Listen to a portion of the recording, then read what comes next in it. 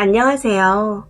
결혼 3년차 13개월 딸을 키우고 있는 30대 중반 전업주부입니다.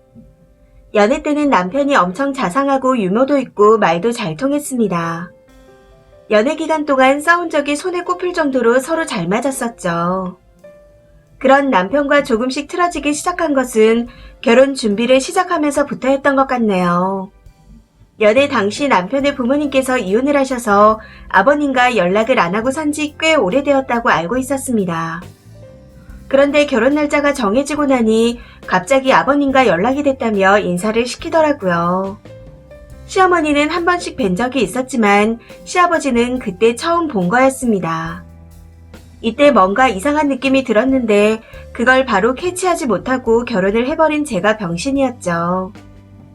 우선 현재 시댁에 대해 말씀을 드리자면 시부모님께서 이혼하고 따로 살고 계시지만 다시 합치고 싶다는 이야기가 나오면서 한 달에 5번은 만나고 계십니다. 그리고 결혼 전 항상 상냥하고 친절하셨던 시어머니께서는 결혼식이 끝남과 동시에 180도 변하시더군요. 늘 환한 말투에 다른 사람을 깎아내리고 무안주는 말씀을 많이 하셨고 겪어보니 성격도 많이 센 편이셨습니다.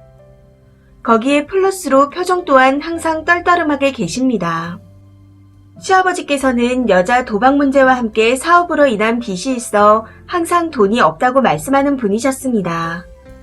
결혼 당시에는 저희 축의금을 들고 도망가서는 3달 정도 잠수를 타셨었네요. 이때라도 그만뒀어야 했는데 지금 돌이켜 생각해보니 왜 그때 그만두지 않았을까 하는 일들이 참 많았던 것 같습니다. 시어머니와의 문제도 결혼 후 바로 시작이 되었었으니까요. 신혼 첫날 밤 새벽 2시에 아들이 보고 싶다고 울면서 전화하셔서는 서운하다 허전하다 하시며 꺼이꺼이 우셨고 시댁 다녀온 후 인사드리러 갔더니 남편에 대한 호칭을 땡땡씨나 그이라고 부르라고 계속해서 강요를 하셨습니다. 그리고 임신 초반에 제가 입덧 때문에 7kg 정도가 빠졌었는데 갑자기 시어머니께서 홍어가 먹고 싶다며 저를 끌고 가다시피 간 적도 있었습니다. 당시 못 먹는다, 안 먹는다, 입덧 때문에 힘들다 하며 남편한테도 말했었는데 정신 나간 남편 놈도 한번 먹어보라며 어머니와 같이 저를 끌고 갔습니다. 결국 식당에 있는 내내 입덧 때문에 화장실만 들락날락 해야 했었죠. 그리고 어버이날 시댁에 먼저 오지 않는다며 시어머니께서 저에게 애가 생각이 없고 개념도 없다 하고 말씀하시며 욕설을 내뱉으셨고 친정 부모님 욕도 같이 하셨습니다. 사실 어버이날 친정에 먼저 갔던 것도 아니었는데 말이죠.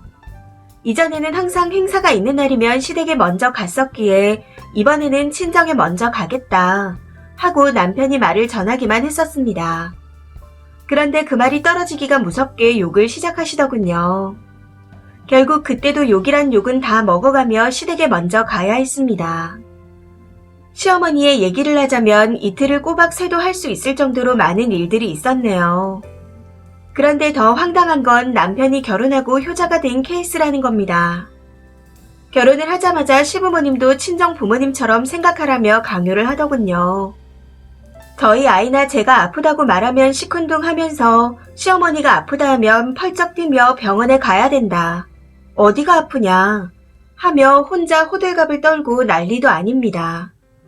그리고 아이가 태어난 후 지금까지 단 한 번도 봐준 적이 없습니다. 신생아 때 새벽에 아이가 깨도 봐준 적이 한 번도 없어요. 아기 울음소리 때문에 깨면 짜증이나 낼 줄 알지 한 번도 봐준 적이 없었고 안아준 적도 없었습니다. 그런데 더 짜증나는 건 최근에는 아이 밥을 해서 좀 먹여달라 하면 그걸 지가 처먹기 바쁘다는 거죠. 이런 일들이 쌓이고 쌓이면서 정말 꾹 참고 지내왔는데 문제는 지난주 주말에 또 발생했습니다. 지난주에 남편이 시아버지 환갑이라며 강원도에 있는 콘도에 가서 1박 2일 동안 가족들과 함께 지내고 오자 하더군요. 처음에 가자는 소리를 들었을 땐 정말 싫었습니다. 뭐 해준 것도 없으면서 어딜 가자고 하는 건지. 가고 싶지도 않은 상태였는데 남편이 콘도 비용까지 또 우리가 내자고 하는 겁니다. 환갑이니 그럴 수 있다 생각했어요. 그런데 머리로는 이해가 가는데 제 마음이 너무 싫더라고요. 이 시국에 어딜 가며 강원도까지 3시간 반이나 걸리는데 아기 데리고 힘들어할 내 생각은 안 하나 싶었습니다.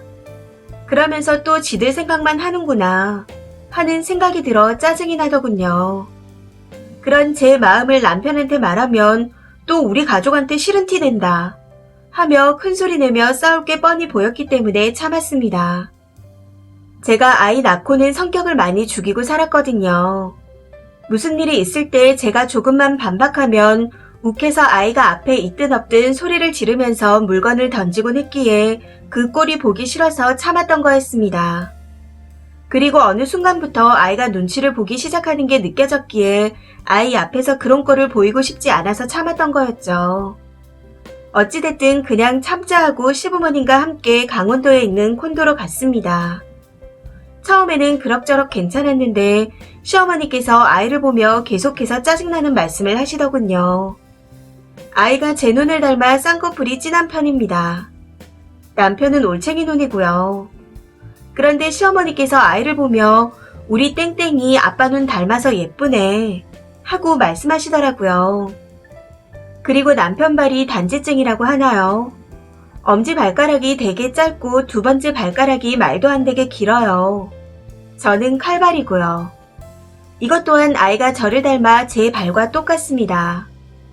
그런데 시어머니께서 아기 발을 보면서 발도 아빠 닮아서 이쁘네 하고 말씀하시는 겁니다.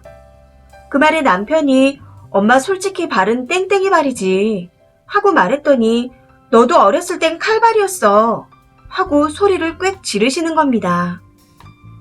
사실 별거 아닌 말들이었지만 그간 쌓인 것도 많은 상태에서 가고 싶지 않은 여행에 억지로 같이 가게 되어 기분이 좋지 않은 상태라 짜증이 많이 났었습니다. 그래도 일단은 참자 하고 넘겼었죠. 그런데 저녁에 식사를 하면서 술을 마시고 있었는데 어느 정도 시간이 지나고 나서 시아버지께서 갑자기 저한테 다시 태어나도 남편이랑 결혼할 거냐 하고 물어보시는 겁니다. 솔직하게 말하라면서요. 사실 당시 무슨 생각이었는지 저도 모르겠지만 제 입에서 바로 아니요 하는 대답이 나왔습니다. 생각지도 못한 제 대답에 다들 당황하는 눈치더니 이유가 뭐냐고 물으시더군요. 이때다 싶어 그냥 다 말했습니다. 이 사람 집에서 아기도 안 보고 제가 무슨 말만 하면 화내고 욱하면서 물건을 던져요. 사람들이 있는 데서만 아기 보는 척하고 집에서는 누워서 밥만 축내면서 저나 애가 아파도 거들떠보지도 않습니다. 평소 아기가 뭘 먹는지도 모르는 사람이고 아기 밥 한 번 안 먹여본 사람이에요. 먹여주기는커녕 밥 좀 먹여달라 했더니 아기 밥 뺏어 먹던 사람이 이 사람입니다. 그러면서 혼자는 외로우니 둘째 낳자는 이기적인 말만 하죠. 잘 봐줘도 나을까 말까인데 애는 일도 안 봐주면서 자꾸 둘째 낳자고 하는 걸 보면 정말 어이가 없어요. 제가 이 집 육아 도움인가요? 식모예요. 그리고 어머님도 자꾸 둘째 낳으라고 하지 마세요. 제 몸만 상하는데 무슨 둘째예요? 예전에 어머니께서 저희 친정 부모님 욕하신 거 전 아직도 가슴에 상처로 남아있고 아버님께서 축의금 들고 도망가신 것도 아직 잊지 않고 있습니다. 하고 말했습니다. 제 말이 끝나고 한동안 정적이 흐르더니 갑자기 남편이 너 미쳤냐? 하고 소리를 지르는 겁니다. 그럼 너 같은 인간이랑 사는데 안 미치고 백이냐? 다음 생이 아니라 이번 생에서도 너랑은 영원히 안녕이다. 하고 같이 소리를 질러주고 곧바로 짐 챙겨 아이를 데리고 콘도에서 나왔습니다. 그러고는 강원도 근처에 사는 아는 언니가 있어 연락을 했어요. 미안한데 언니네서 하루만 자도 될까? 하며 사정을 설명했더니 데리러 왔더라고요. 그렇게 그날은 언니 집에서 잠을 잤고 너무 고맙게도 제가 힘들어 보인다며 그 언니가 집까지 데려다 줬습니다. 네, 저도 알고 있습니다. 환갑이고 다들 신나 있는데 굳이 그 말을 했어야 했냐 하시는 분들도 계시겠죠. 물론 참을 수도 있었습니다. 그런데 거기서 또 참으면 제가 돌아버릴 것 같았고 더 이상은 호구가 되고 싶지 않았습니다. 무튼 그렇게 집에 와서 돌이켜보니 참 바보같이 살았구나 하는 생각이 들더군요. 여태까지 아기 때문에 꾸역꾸역 참고 살아왔었는데 그냥 이혼하려고 합니다. 이제는 더 이상 참을 수가 없을 것 같아요. 남편과 더 같이 살았다간 제가 미쳐버릴 것 같아서요. 꼭 이혼해서 아이와 함께 행복하게 살아갈 겁니다. 긴 글 읽어주셔서 감사합니다. 추가입니다. 댓글들 잘 읽어보았습니다. 제가 인터넷에 글을 써본 적도 없었고 일부러 들어와서 읽어본 적도 없었는데 이번 일로 너무 답답해서 친구들한테도 당장 말하기 힘들어 글을 쓴 거였습니다. 흥분해서 글을 쓰다 보니 횡설수설한 것 같은데 같이 욕해주시고 댓글 달아주신 분들께 감사하네요. 간혹 주작이 아니냐는 분들도 계시던데 저도 그랬으면 좋겠습니다. 결혼 전엔 이런 시어머니가 있다는 건 TV로만 보고 이야기로만 들었었고 주변에서 한 번도 본 적이 없었습니다. 말로만 듣던 그런 시어머니가 제 시어머니가 될 줄은 꿈에서도 상상하지 못했었죠. 시어머니께 그런 낌새가 조금이라도 보였다면 절대로 결혼 안 했을 겁니다. 연애 기간이 짧은 것도 아니었는데 그 기간 동안 본성을 숨겨온 남편과 시어머니가 새삼 대단하다고 느껴지네요. 현재는 남편이 전화와 카톡으로 미안하다. 내가 앞으로 잘하겠다. 엄마한테도 내가 잘 말하겠다. 이혼은 절대 안 된다. 하며 계속해서 연락을 해오고 있습니다. 전 이혼해서 애는 내가 키우겠다 한마디 하고 연락을 안 하고 있는 상황이고요. 글을 쓰고 난 후 댓글들을 보며 앞으로 아이의 미래를 위해서 더 이혼해야겠다 느끼게 되었고 혼자 더더욱 잘 키워보고 싶은 마음도 생겼습니다. 정말 잘 키울 거예요. 그리고 댓글로 조언해주신 분들 잘하셨다고 해주신 분들 너무 감사합니다. 위축되고 많이 골마있던 제 마음이 조금 풀리는 느낌이네요. 다들 정말 감사합니다. 댓글입니다. 첫 번째 댓글. 마지막 이혼 결심에서 브라보를 외쳤습니다. 해야 할 이유가 그동안 차고 넘쳤는데 님이 너무 오랫동안 남편을 봐줬네요. 어차피 있으나 마나한 남편과 아빠는 버리시고 양육비나 따박따박 보내라고 하세요. 두 번째 댓글. 앞으로가 중요하죠. 아직 젊으신데 저런 시가와 남편하고 살아봐야 님 인생에 좋은 꼴이 있겠습니까? 시궁창에서 사느니 무조건 나오세요. 어떻게든 살게 되어 있습니다. 아이를 한 번도 안 봐준 남자는 사람 새끼가 아니죠. 돈 벌어서 힘들다는 것도 다 핑계입니다. 똑같이 돈만 벌 거면 애는 왜 싸지르고 결혼을 왜 합니까? 제대로 된 남자들은 출퇴근해도 밤에 번갈아 가며 아기 봐줍니다.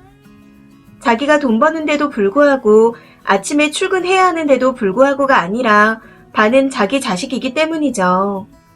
님 남편이 아기를 대하는 태도만 봐도 얼마나 형편없는 놈인지 알겠고 아기 아플 때 신경 안 쓴다는 거 보면 그냥 버러지 자식이네요.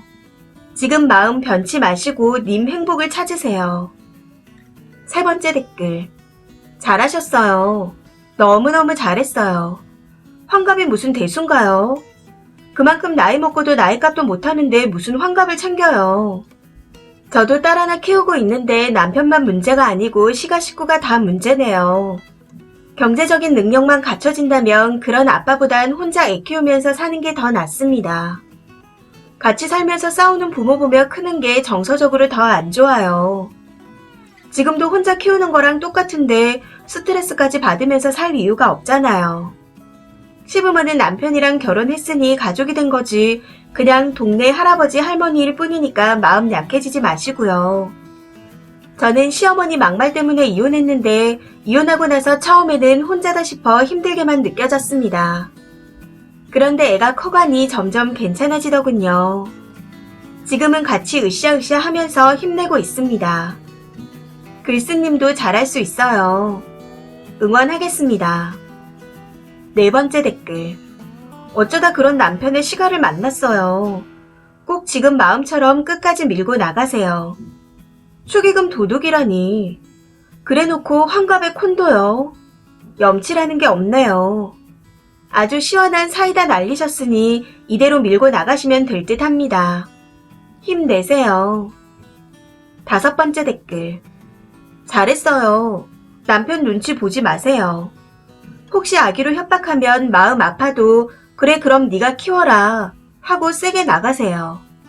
밥도 못 먹이는 놈이 잘도 키우겠네요. 100%지 엄마한테 데려다 놓을 거고 그 할망구는 말년에 애 키우려니 힘들어 죽겠다고 징징댈 겁니다. 그럼 님한테 다시 연락 와서 데려가라고 할 거예요. 모성애 운운하면서요. 그럼 못 이기는 척 받아주면서 양육비 일시불로 내놓으라고 하세요. 대출을 받든 뭘 하든. 그렇게 안 하면 매달 받기 힘드니까요. 머리를 잘 쓰셔야 합니다. 6번째 댓글. 결혼하고 변하는 놈들이 제일 나쁜 것 같아요.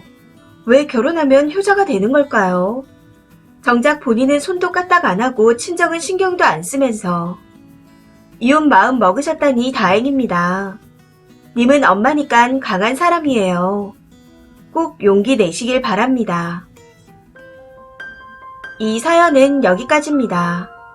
시청해주셔서 감사합니다.